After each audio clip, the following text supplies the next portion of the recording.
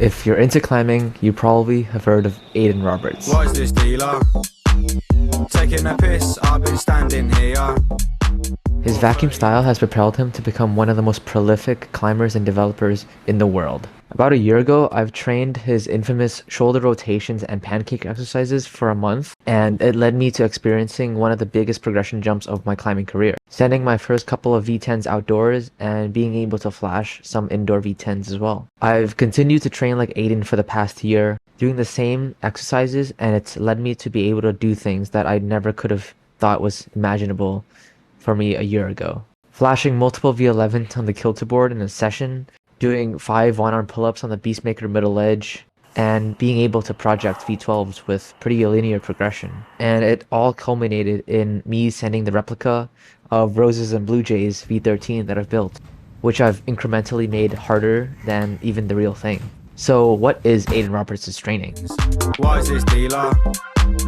Taking a piss, When I first started doing these, I did them on the rings because the lightest dumbbell I had, 15 pounds, was still far too difficult for me. I started doing 3 sets of 8 reps and then progressed to 15 reps, which then I would move my feet farther away to increase the difficulty. I then graduated to be able to do 5 reps on the 15-pound dumbbells, which then progressed to 15 reps for 3 sets. I then upped the weight and am now doing 25 pounds for 8 reps with 3 sets. This new shoulder strength allows me to stay very close and tight to the wall and be able to do moves while being spanned out, essentially acting as if I was a taller climber. It aided me on doing very high body tensiony things and keeping my feet on the wall. Also, being able to lock off very shoulder oriented moves just allows more time for you to reach the next hold and get it the way you want it, and then be able to apply the full extent of your finger strength, rather than be kind of limited by the contact strength, which I was notoriously pretty weak at. The ability to apply all my finger strength on a hold the way I want it helped me a lot with being able to shift my weight through my hips and onto my feet, essentially taking the load off of the distal points of my hands. And having strong external rotators practically gives the illusion of stronger fingers, since I'm able to offload a lot of the weight from my fingers to the lower extremities of my body. I think personally it's helped with like increasing the submaximal critical force output, meaning I can do harder moves for longer than I had before. Overall, I think it's a very beneficial exercise for you to do, and something that I think if you've struggled with lacking in contact strength or not feeling like you can fully utilize the finger strength you have, I think it is a outlet for you to start developing a very practical style, especially outdoors. But I do want to say it's not for everyone. In a Careless Talks podcast, Aidan himself talked about its lack of efficacy for someone who has a very latchy, jumpy dynamic style. I think training shoulder rotations, if you are very dynamic, at best will probably waste your time and maybe at worst hurt you, just because having strong external rotators and being able to actively pull yourself closer to the wall kind of sets you up worse for momentum generation if you have that very dynamic coordinative style, just because you're now battling with your shoulders and also not being able to generate momentum through a way which feels natural.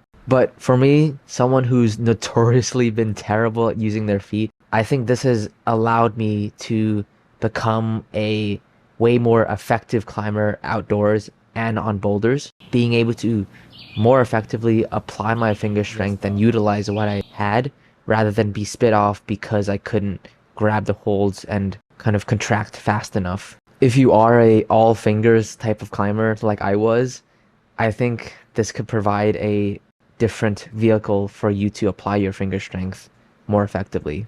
Additionally to shoulder rotations, I've also been doing I need my things. I'm outside Petsol home trying to find my dealer. It started off as me hugging a dumbbell and bracing my back against the wall and basically doing a Romanian deadlift with my legs spread apart. But over the course of the year, I've intermittently switched out pancakes with Copenhagen planks, normal Romanian deadlifts, and or pin hands. You can definitely just use traditional reps and sets for these types of exercises because they are a very conventional movement, and it's a major joint with a lot of pre-existing knowledge. Personally, I would just say to maybe stay away from really high volume work, just because that might disproportionately elicit more hypertrophy, which then causes a buildup of weight, which can be better utilized maybe somewhere else as a climber. Strength progression is the goal here. Essentially, what you're trying to do is strengthen that lower kinetic posterior chain, which allows you to pull your body closer to the wall through your hamstrings and your calves and your toes. These exercises are invaluable to skills like heel hooking or just towing down on footholds, but they've definitely gotten me so much better at pulling with my feet and being able to claw at footholds which kind of point the wrong way.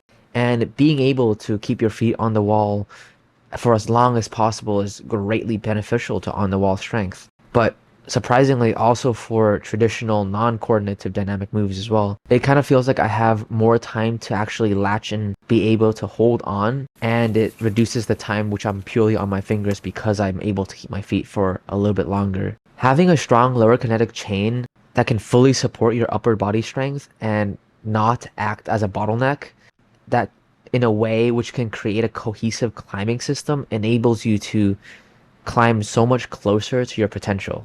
At least that's what it felt for me. These lower body exercises has helped me be able to do moves which simply aren't possible with not keeping your feet on, no matter how strong my fingers were. I think for every move that you can do without feet, there's a harder move you can do by keeping your feet on. Moreover, moves that felt like there was a strength threshold now suddenly felt possible because I was able to effectively use my feet and almost lower the latching threshold. I think one of the downsides is the mentality shift I got.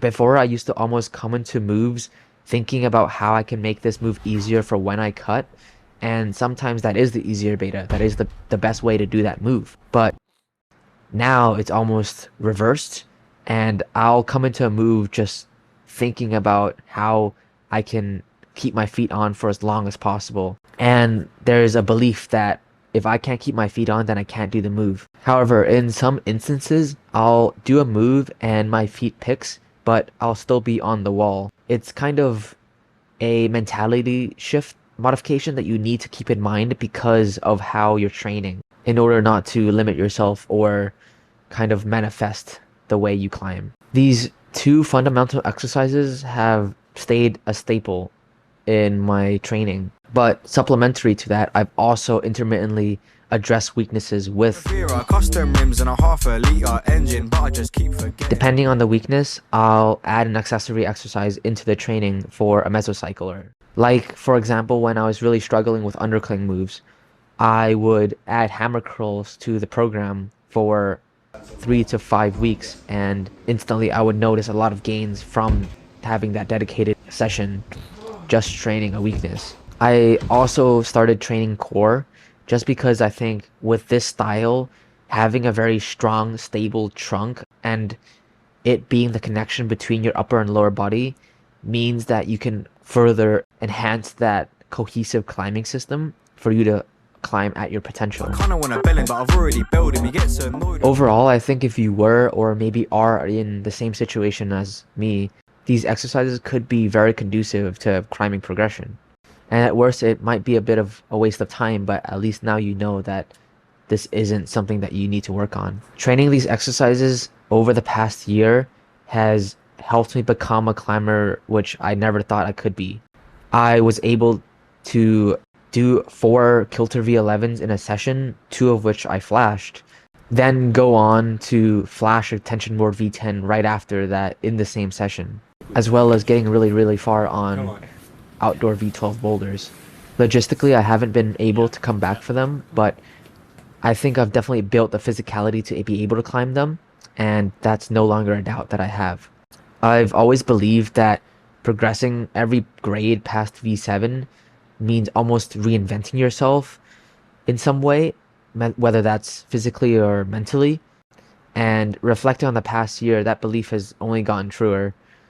I kind of did a 180 in the way that I climbed, whereas before I was a complete board spinner, if you know what that is. All front wheel drive, all fingers, and terrible movement patterns. And now I'm still a lot of those things, but at least I have strong shoulders and are definitely climbing closer to my potential, I believe. I bell him, I just wanna tell him what is the ETA. I've been here pretending to be on my phone. I got zero data, I'm scrolling notes. Pets are home, but they don't let pets in. I spent 15 minutes on settings. I'm in there now, I'm just looking at bedding for a single bed that I rent in Epping. I'm dreading for him to come, but don't wanna text him. What is this dealer? Taking a piss, I've been standing here for 30 minutes. Why is this dealer? Taking a piss, I've been standing here. I need my things. Where's this guy, man? Let's get to it. Like, what the fuck is he doing? I see him speeding, driving faster. Holy shit. Roses replica? Yeah. I basically just did roses. Yeah, you might as well just take it. I think so, yeah. Just take it out of there. Exactly, yeah. Wow. Is that from the start? Yeah, yeah.